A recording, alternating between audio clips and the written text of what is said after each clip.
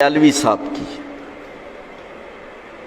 کتاب کا نام ہے آیات النبی صلی اللہ علیہ وسلم۔ بندیالوی صاحب المعند اور المعند کے تقریز نگار، اس کی تائید اور تصدیق کرنے والے حضرت مولانا مفتی کفایت اللہ دہلوی رحمہ اللہ کا تضاد ثابت کرتے ہیں۔ وہ کہتے ہیں کہ مفتی کفایت اللہ صاحب کا فتویٰ ہے انبیاء کرام صلوات اللہ علیہ مجمعین اپنی قبور میں زندہ ہیں، مگر ان کی زندگی دنیاوی نہیں بلکہ برزخی ہے۔ المعند میں بھی یہی ہے، قبر کا لفظ بھی ہے، پھر کیا تضاد ہے؟ اب مولانا بندیالوی صاحب تضاد ثابت کرنے کے لیے یہ کہتے ہیں کہ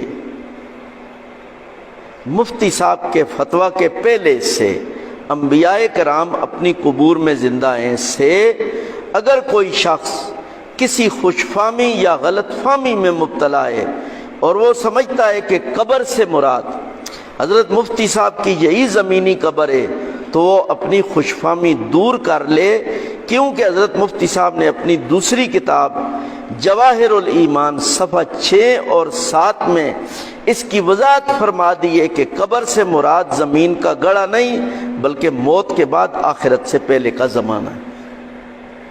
یعنی قبر سے مراد وہ جگہ نہیں جہاں نبی علیہ الصلوۃ والسلام دفن ہے، بلکہ قبر سے مراد زمانہ وقت ہے۔ اس لیے المعند میں جو قبر کا کہا گیا ہے اس کو ہم یہ قبر نہیں مانتے، اور اس کے لیے انہوں نے مفتی صاحب کی یہ بات پیش کی ہے۔ جواہر الایمان میں اپنے ساتھ لایا ہوں، آپ دیکھیں کہ اس حوالے میں بندیالوی صاحب نے کس طرح ہاتھ صفائی کی ہے۔ ممکن ہے آپ کبھی میلوں ٹھیلوں میں گئے ہوں تو وہاں مداری ہوتے ہیں، وہ ہاتھ صفائی کرتے ہیں، وہ سارے گولے اندر لگا لیتے ہیں پھر کہیں سے نکال دیتے ہیں اور طرح طرح کے کرتب کرتے ہیں۔ دیکھنے والا بڑا حیران ہوتا ہے کہ کیا کرتب کر رہے ہیں۔ یہ لوگ اس سے بھی زیادہ ماہر ہیں، استاذ ہیں۔ مفتی صاحب کی عبارت ہے، مفتی کفایت اللہ صاحب کی، یہ جواہر الایمان میں اپنے ساتھ لایا ہوں، دہلی کی ہے اور وہیں سے اس کا عکس لے کے تاج کمپنی نے اس کو شائع کیا۔ قبر سے مراد زمین کا گڑھا ہی نہیں بلکہ موت کے بعد آخرت سے پہلے کا زمانہ ہے، ہی کا لفظ اڑا دیا ہے۔ قبر سے مراد زمین کا گڑھا نہیں، اس کا اور مطلب ہے، اور قبر سے مراد زمین ہی کا گڑھا نہیں، اس سے اور مطلب ہے۔ ہی کو اڑا دیا ہے، ہی کو اڑانے کے بعد پوری عبارت کا نقشہ بدل گیا، اور نقشہ بدلنے کے بعد انہوں نے المعند اور کفایت المفتی میں تضاد ثابت کیا۔ اب یہ خود ہی سالبہ کلیہ بنا رہے ہیں، تضاد ثابت کرنے کے بعد پھر اس کا تعارض ثابت کیا، اور وہ اذا تعارض تساقط، المعند کو ساکت کر دیا۔ تو اس کے ساتھ یہ دھوکہ اور فراڈ کس نے کیا ہے؟ کوئی دو آدمی آ جائیں آپ میں سے، ذرا یہ دیکھ لیں، آپ کی گواہی ہو جائے گی۔ کوئی دو آ جائیں،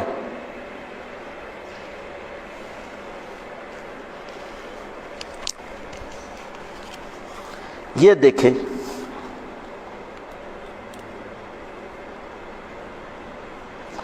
قبر سے مراد زمین کا گڑھا نہیں بلکہ موت کے بعد آخرت سے پہلے کا زمانہ ہے، اور کتاب میں کیا ہے؟ قبر سے مراد زمین کا گڑھا ہی نہیں،